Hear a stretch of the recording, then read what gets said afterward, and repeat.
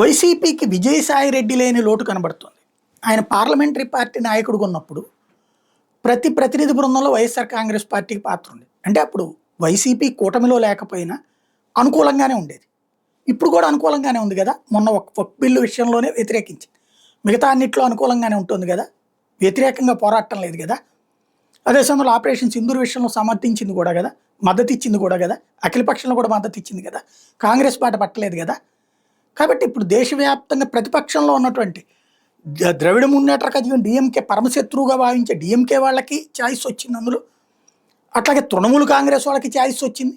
అంటే anti BJP శక్తులకు కూడా ఛాయిస్ వచ్చింది. ప్రో బీజేపీ అయినటువంటి ఈ కూటమిలో ఉన్నటువంటి తెలుగుదేశం వాళ్ళకి ఒక ఇద్దరికి వచ్చింది, రామ్మోహన్ నాయుడు లాంటి వాళ్ళకి, అట్లాగే ఇంకొకళ్ళకి ఇది.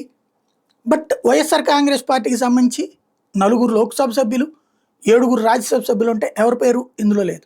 అఖిల పక్షానికి వెళ్ళిన వాళ్ళల్లో పేరు లేదు. అంటే వైసీపీ రిప్రజెంటేషనే లేదు. ఇదివరకు విజయసాయి రెడ్డి ఉన్నప్పుడు ప్రతి దాంట్లో ఖచ్చితంగా వైసీపీ పేరు ఉండేది. ఎక్కడ లోపం జరుగుతుంది, బీజేపీ పక్కన పెడుతుందా, వీళ్ళు రేపో మెయింటైన్ చేయలేకపోతున్నారా తేలాల్సిన అంశం.